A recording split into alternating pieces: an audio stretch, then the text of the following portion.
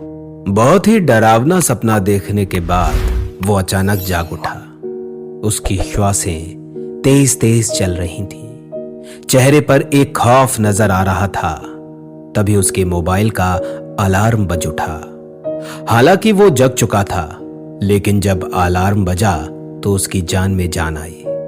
Alarm बंद करने के बाद पास ही पड़ी पानी की बोतल उठाई और पूरी की पूरी अपने हलक के नीचे उतार दी और पास ही स्विच बोर्ड की तरफ हाथ बढ़ाकर लाइट ऑन की। हे भगवान, कैसा डरावना सपना था। अगर सच में होता तो जीते जी मर ही जाता मैं तो। अपने दिल पर हाथ रखकर मन ही मन बड़बड़ाया। फिर उठकर अलमारी से टॉवल निकाला और बाथरूम में घुस गया। नहाते नहाते ही उसे कुछ आवाजें सुनाई दी। पहले तो वो कान लगाकर सुनने की कोशिश करता रहा, लेकिन फिर आवाज बंद हो चुकी थी। उसने इग्नोर किया और नहाकर बाथरूम से बाहर आ गया और तैयार होकर आईने में देखकर बाल बना रहा था। तभी उसे अपने पीछे टेबल पर रखी लकड़ी की नाचती गुड़िया आईने में से ही दिखाई दी, जो पास की खिड़की से आ रही हवा से नाच रही थी। वो तब से आईने से उसे ही देखे जा रहा था। तभी अचानक उसने देखा कि वो गुड़िया अपनी आंखें मटका रही है। वो एकदम से डर गया और उसने पीछे मुड़कर देखा, लेकिन उसे ऐसा कुछ दिखाई नहीं दिया। फिर से उसने आईने में देखा, तब भी उसे कुछ दिखाई नहीं दिया। हंसते हुए उसने अपने ही सर पर टपली मारी और अपना फोन उठाया और रूम पर लॉक लगाकर अपनी गाड़ी में बैठकर रवाना हो गया। तभी उसके फोन पर एक मैसेज आया। मैसेज में एक लोकेशन दी गई थी जहां आज उसकी शूटिंग थी और उसे जाना था। वो मुंबई का जाना माना अभिनेता था। नाम था अमृत कपूर। फिल्म इंडस्ट्री में आए हुए उसे ज्यादा वक्त नहीं हुआ था। अब तक वो 2 हॉरर बॉलीवुड मूवीज में काम कर चुका था। आज फिर एक नई मूवी की शूटिंग स्टार्ट हो रही थी।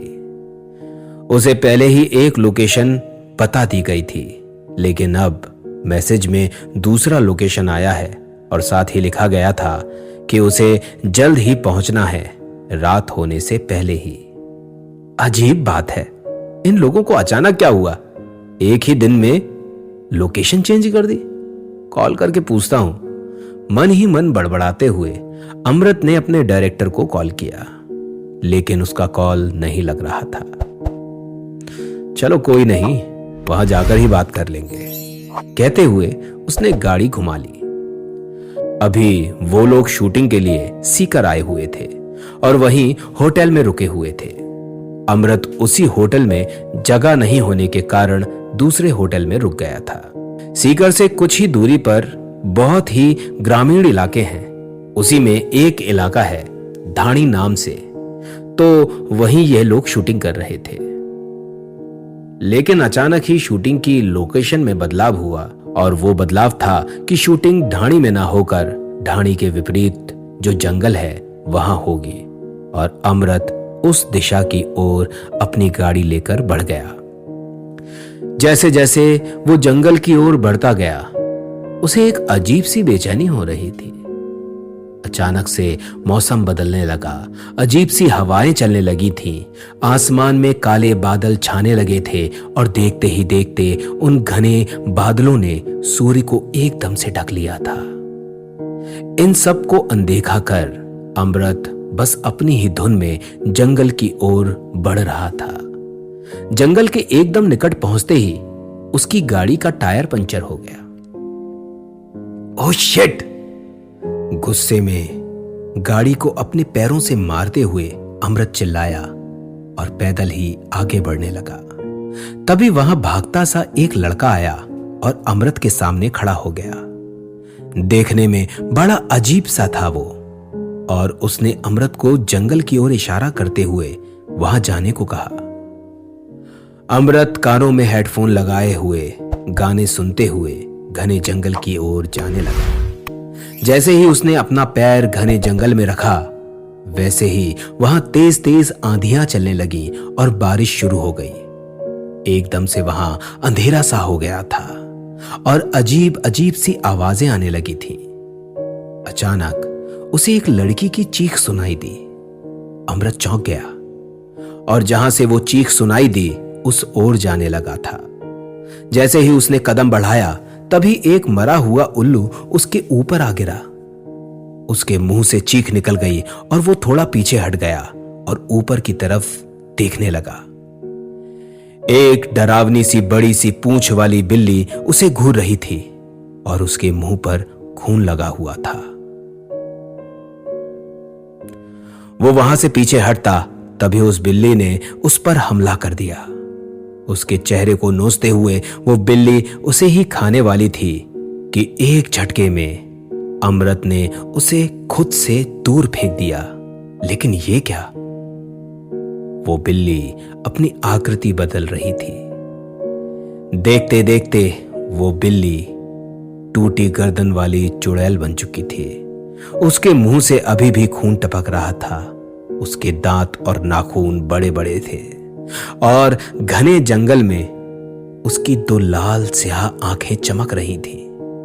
अमृत थर थर कांपते हुए धीरे धीरे पीछे खिसकने लगा और वो आगे बढ़ती गई।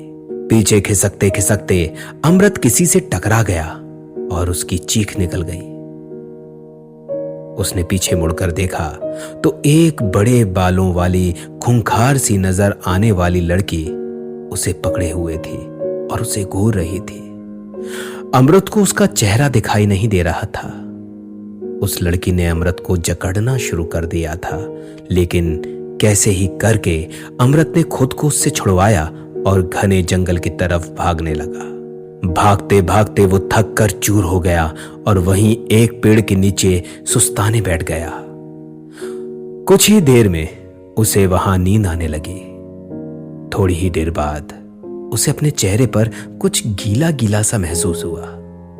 उसने अपनी आंखें खोली और मुंह पर हाथ लगाया और देखा तो उसके चेहरे पर एक बहुत ही बदबूदार सा कुछ चिपचिपा पदार्थ है। उसने मुंह बिचकाते हुए ऊपर की ओर देखा तो वहां एक सड़े हुए शरीर वाला इंसान जैसा कुछ दिखाई दे रहा था, जो उसकी ओर देखकर हंस रहा था। उसके शरीर की बदबू अमृत तक पहुंच रही थी और उसके शरीर से पस निकल रहा था। अमृत सर पर पांव रखकर वहां से भागा और एक पल के लिए भी नहीं रुका।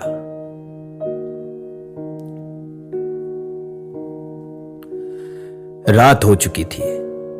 अब उस जंगल में बहुत बुरी सी चित्कारें सुनाई दे रही थी। तभी उसने देखा कि जंगल में ही एक जगह रोशनी सी आ रही है। उसे कुछ उम्मीद सी जगी। उसके दौड़ने की रफ्तार तेज हो चुकी थी। देखते ही देखते वो वहां तक पहुंचने में कामयाब हो चुका था। वहां एक झोपड़ी सी बनी हुई थी। उसमें वहां पहुंचकर आवाज लगाई, कोई है यहां? मुझे बहुत प्यास लगी है। कुछ देर तक कोई जवाब नहीं आया। उसने वापस आवाज लगाई, तभी झोपड़ी में से एक बहुत ही वृद्ध व्यक्ति निकला और खांसते हुए बोला, कौन हो बेटा और इतनी रात को यहां क्या कर रहे हो? बाबा, मुझे प्यास लगी है और ये जंगल, यहां इस खौफनाक जंगल में आप क्या कर रहे हैं? अमृत ने चारों तरफ देखते हुए पूछा, बेटा, ये श्रापित जंगल है। जो भी यहां आता है वो जिंदा नहीं रह पाता। सबके सब पिचाश बन जाते हैं। वो बुड्ढा बोला, तो बाबा, आप यहां क्या कर रहे हो? अमृत डरते हुए हकलाता सा बोला, यह मेरी जमीन है और मैं इन पिचाशों को अपने वश में करना जानता हूं, इसलिए वो मेरा कुछ नहीं बिगाड़ सकते। आओ, तुम अंदर आओ बेटा, घबराओ नहीं। तुम्हें प्यास लगी थी ना? खाना भी खा लेना, आराम भी कर लेना और सुबह होते ही यहां से बाहर निकल जाना, अभी तो खतरा होगा। कहते हुए उस वृद्ध ने अमृत को आने को कहा। जैसे ही अमृत उस झोपड़ी में घुसा, वैसे ही एक बदबूदार हवा के झोंके ने उसे हिला दिया। फिर भी हिम्मत करते हुए वो वहां पड़ी एक मुड़िया पर बैठ गया। कुछ ही देर बाद वो वृद्ध अमृत के लिए खाना और पानी लेकर आया और पास ही पड़ी लालटेन को तेज कर दिया। जैसे ही अमृत ने पानी के ग्लास को अपने होठों से लगाया, वैसे ही वो चौंक गया। ग्लास में पानी नहीं बल्कि रक्त था। वो बहुत डर गया। उसकी नजर खाने वाली प्लेट पर गई तो वहां एक इंसान का नाखून से सना हाथ दिखा। वो चिल्लाते हुए वहां से उठ गया। जैसे ही उठा, उसने देखा वही डायन और पिचाश जो रास्ते में थे, वो उसके आसपास ही घूम और उड़ रहे हैं। और वो वृद्ध व्यक्ति उस पास निकल रहे सड़े हुए आदमी में परिवर्तित हो गया, जिसके शरीर से बदबू आ रही थी। देखते ही देखते वो चारों पिचाश उसी की ओर बढ़ रहे थे। पीछे हटते हटते अमृत उस झोपड़ी को तोड़कर पीछे की तरफ गिर गया और बेहोश हो गया। सुबह हुई। अमृत अभी भी बेहोश पड़ा था उस जंगल में। उठो, कौन हो तुम? तुम्हें सुनाई दे रहा है क्या? उठो। पानी छिड़कते हुए किसी ने अमृत को आवाज लगाई। कानों में मिश्री घोलती सी एक आवाज अमृत को सुनाई दी और अमृत ने फट से आंखें खोल दी। सामने एक बहुत ही सुंदर राजकुमारी जैसी दिखने वाली लड़की खड़ी थी। अमृत फट से उठा और चारों तरफ देखने लगा। तुम सुरक्षित हो, डरो नहीं। खौफनाक रात बीत चुकी है। अब चलो मेरे साथ यहां से। मुझे जंगल से बाहर का रास्ता पता है। उस लड़की ने अमृत को अपना हाथ दिया और उसे खड़ा कर दिया और अपने साथ ले जाने लगी। अमृत उस सुंदरता में इस कदर खोया हुआ था कि वो बस उस लड़की को देखते हुए उसके पीछे पीछे चला जा रहा था कि अचानक जंगल से बाहर निकलते ही लड़की जोर से चिल्लाई। अमृत को होश आया। क्या हुआ? तुम चिल्ला क्यों रही हो? हड़बड़ाते हुए अमृत ने पूछा। वो वहां कुछ है। सामने की ओर इशारा करते हुए उस लड़की ने अपने दोनों हाथों से अपना चेहरा ढक लिया। अमृत ने सामने की ओर देखा तो उसकी आंखें फटी की फटी रह गईं। सामने किसी की लाश पड़ी थी। उस लाश का एक पांव आधा गायब था और वहां से मांस के लोथड़े निकले हुए थे और एक आंख गायब थी और दायां गाल बुरी तरह से खाया हुआ था। उसे देखकर अमृत को उल्टी सी आ गई। वो धीरे धीरे उसके पास बढ़ा। उसके पास ही एक पर्स पड़ा था। उसमें अमृत का आधार कार्ड और फोटो था। अमृत चौंक गया। उसने ध्यान से देखा तो ये तो वो खुद ही था। जैसे ही उसने उसको छुआ, वैसे ही अमृत को झटका सा लगा और वो लाश धू धू कर जलने लगी।